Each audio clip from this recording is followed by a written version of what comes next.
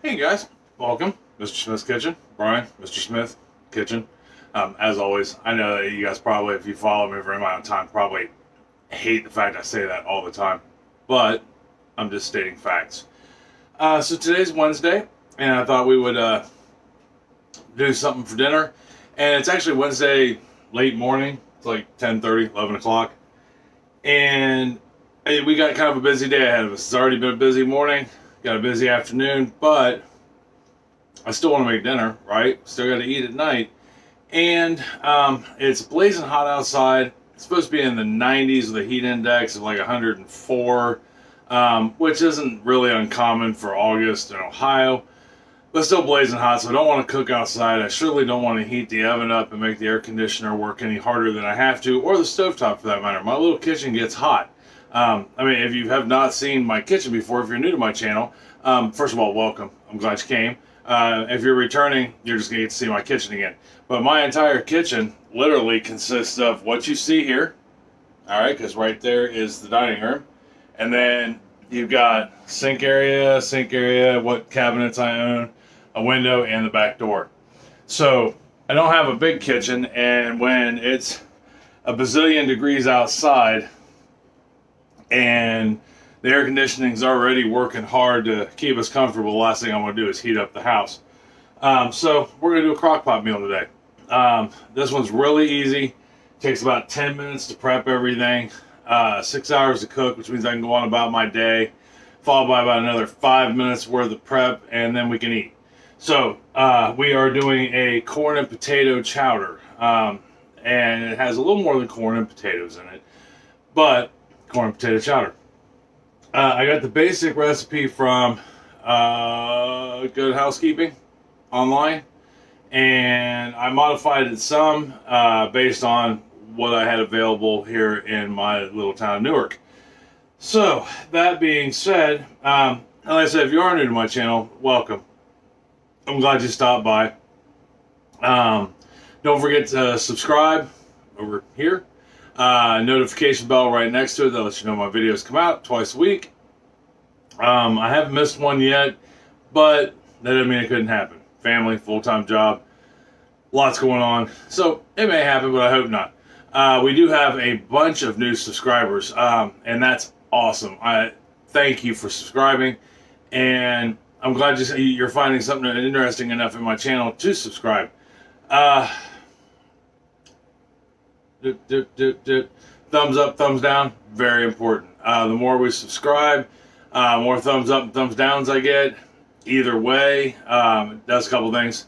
A, puts us in the algorithm even more, puts us on more people's feeds. We grow our neighborhood, and then all of a sudden we're a mighty army of good neighbors doing good things and loving each other like people deserve to be loved.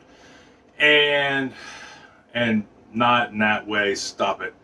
And comments, of course, have always welcomed. Just keep them clean. You know, you don't have to agree with me. You can tell me my food's horrible or I'm a joke or whatever, but be respectful with it. We have a lot of different ages, backgrounds. You know, we're a very diversified neighborhood, and we need to be respectful. So think before you type. That being said,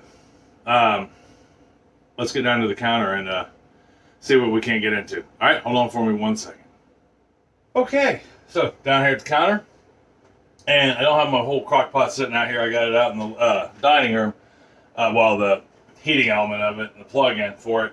That way I didn't have to use any more counter space than I need. Plus, I'm just going to move the crock pot out there anyhow to keep my entire kitchen counter open.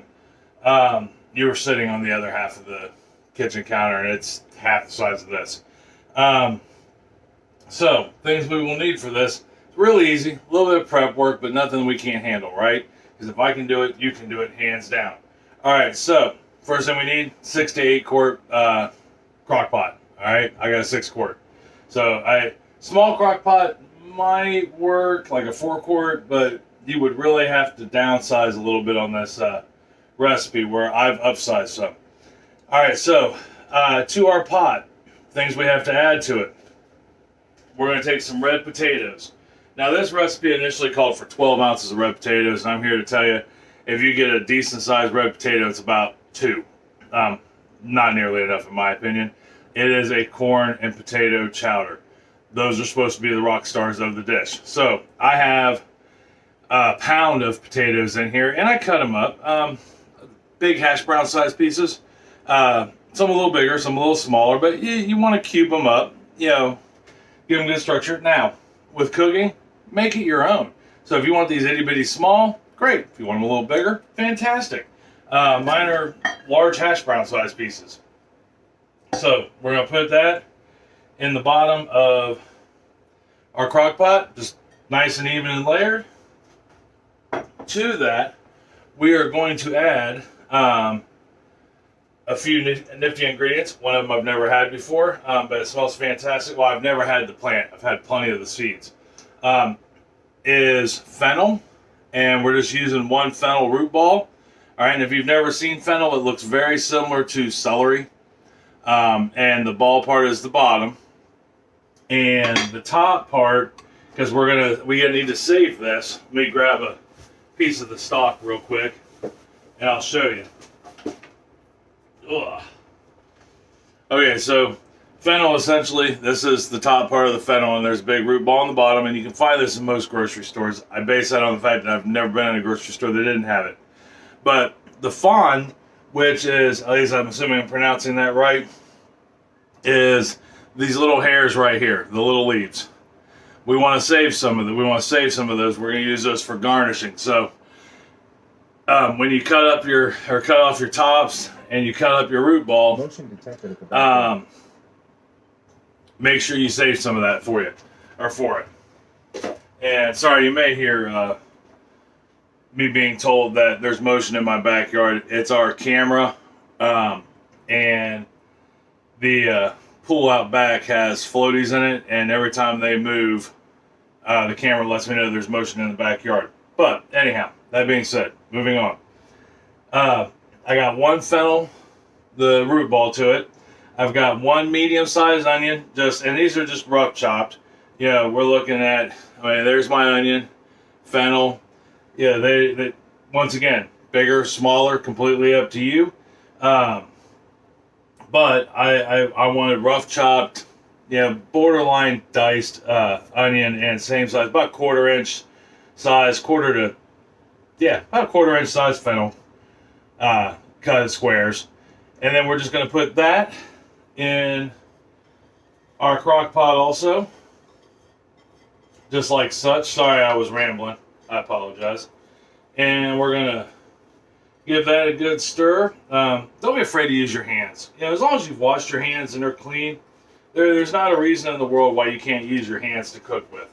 Now, if you're not into that, it's okay too. You can use a spoon, spatula, whatever, and stir that up with it. To that, I'm going to add 1.5 cups of frozen corn. I'm using frozen corn. You can use fresh corn if you can find it in season. I found it cheaper to buy frozen corn for the first time ever in my entire life than fresh. But you want 1.5 cups of corn, either way. Mine's a frozen sweet corn.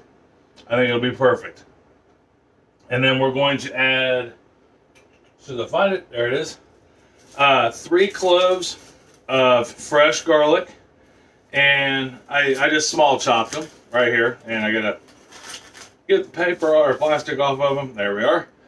Right there. Just not finely chopped. They're not minced, but they're good small chopped. They will melt down and pretty much disappear in a crock pot. But it just adds an amazing amount of flavor to it. And then we are going to add. Okay, so here's where I varied based on they just don't carry this in Newark for whatever reason. It calls for chorizo, all right, and it calls for 3 ounces worth, which isn't very much chorizo, of cured chorizo. So it looks like a summer sausage or a smoked sausage. It's not the fresh chorizo that you buy in a package in the meat department. Well, here in Newark, I can't find either to even make it happen. So I got some andouille sausage instead. It's something I know we like, and I know the flavor of it, and in my mind I can see it going well with this. So I got 1 package of the andouille sausage, And I'm going to put half of this in here now. And then we're going to save the other half to fry up and garnish. Fry up, and that way we can use that as a garnish on the top of this when we're done. So I got half pound of andouille sausage in there, and you can use any meat you want. Chorizo isn't necessary.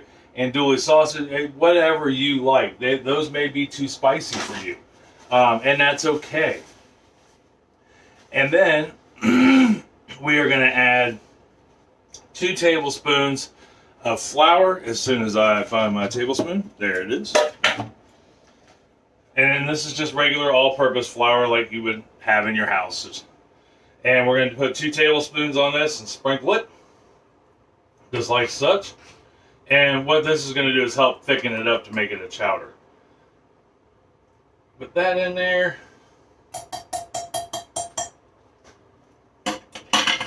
Like such. And then if we got that in there, and over it, a little salt and a little pepper. So we'll do a little salt. Just a pinch of salt.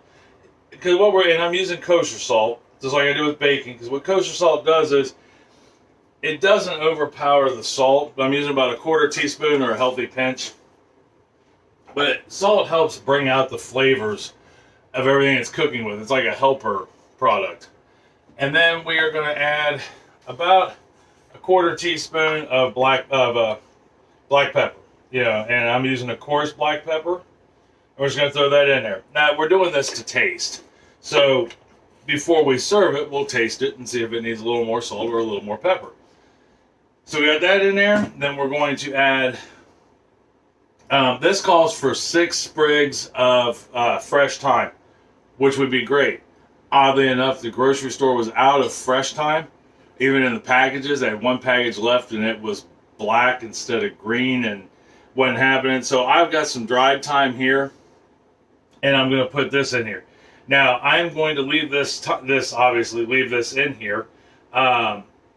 We don't mind, and I've got about 1.5 tablespoons worth of thyme to put in there. If you don't want to leave the thyme in there, which I am, with it being like this and dried, it'll soften up and be edible. But if you just want that flavor without the actual thyme in it, if you're using dried thyme leaves, you could put it in a small like spice sack, or if you want something similar to this is for tea. So you don't want to leave it. I don't want to leave the metal in my food for 6 hours, so it could make it taste funny and be weird. But if you have something similar to this, you could put it in this, or if you have a little bit of cheesecloth or an old tea bag, you can throw them in there. Reusable tea bags, throw it in there, tie it up, and set it in there, and pull it out when you're done.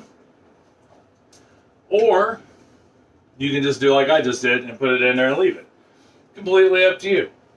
Last thing we need to do: 4 cups of chicken broth. In there. Now, let's say you're not a big fan of the sausage, you're not a big fan of you want something a little more vegetarian or vegan.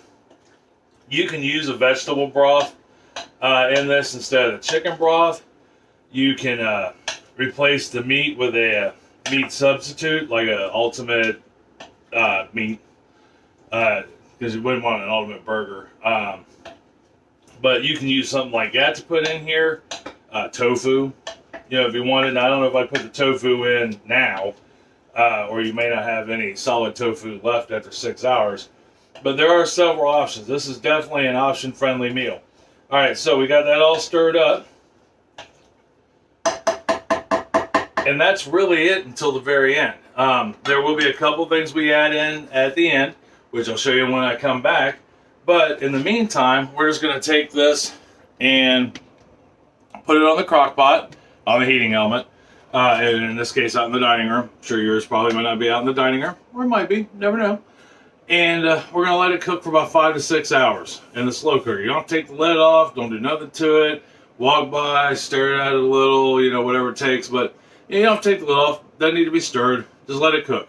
5-6 hours on low. You can go 3 to 5 hours on high.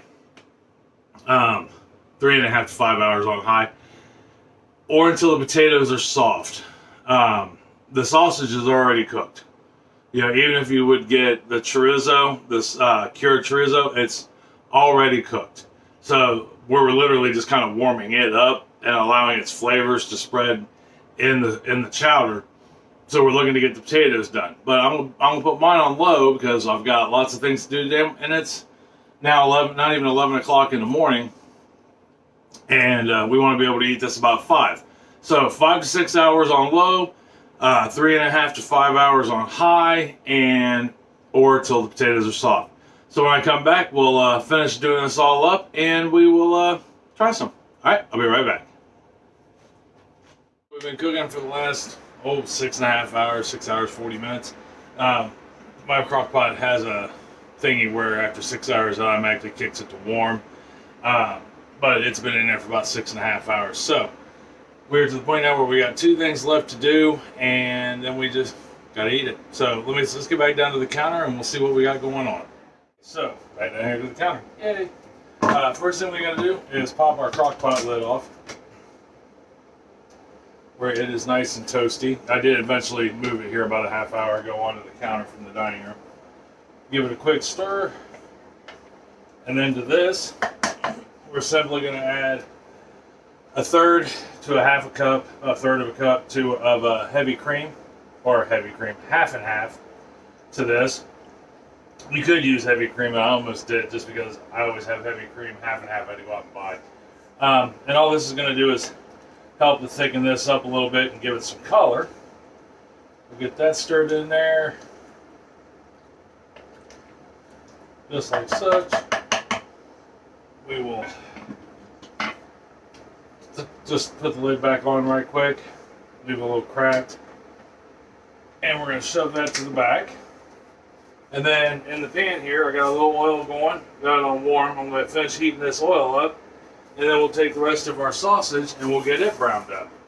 Got our grease oil, our oil heated up enough. Now we're just going to take that sausage that we saved, whether it's the chorizo if you can find it, or the andouille sausage, or whatever sausage you like, and we're going to fry this up so it's got a nice crisp on both sides, and then we'll plate her up and we can eat, right? So we got our sausage done. So she's browned up pretty decent. You can see her there, at least to my liking, and that's the important thing. Remember, you're cooking for you and yours. Yeah.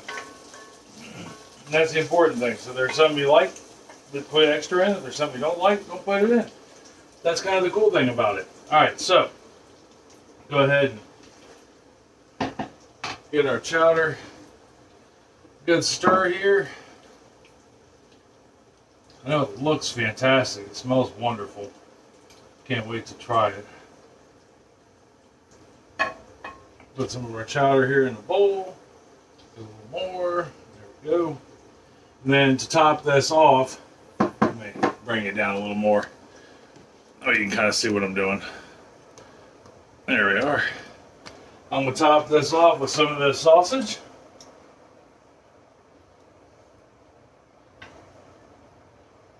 There is that. I am going to put some fresh jalapenos in it. They're the first from the garden of the year. And I just can't tell you how much I enjoy a fresh jalapeno. And then we'll put some of the fawns in there to see how that goes.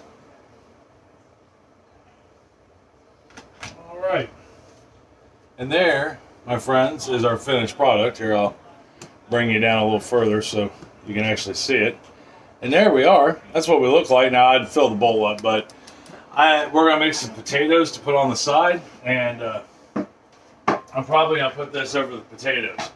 But all the same, I want to try it without potatoes. I mean, I didn't recommend it, you know, in the recipe I looked at for this particular item, but I like potatoes and I like stew, and I already got potatoes in it, so why not? Let me get a spoon here real quick. Oh. And something put between me and the bowl. The bowl was powerfully hot. Now, even at this point, you can let all this sit. Yeah, you don't have to rush to get it to the table, so to speak. That crock pot will stay warm for quite some time. So let's give it a shot here. Got some meat in there, potatoes, a little bit of the fawn. Let's get a jalapeno in there. I could even dare say put some cheese on this. Matter of fact, I think we'll put some cheese on this.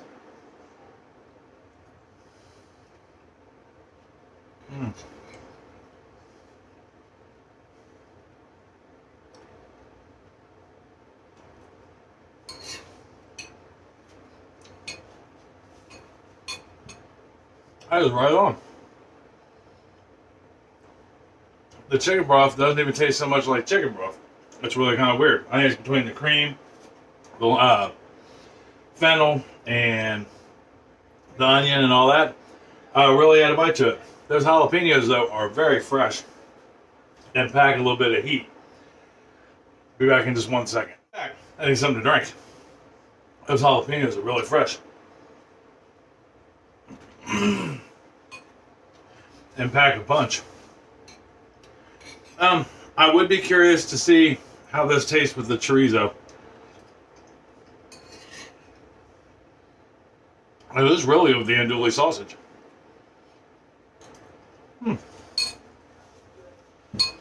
This would also go good with some crackers or some biscuits. Biscuits would be amazing with this.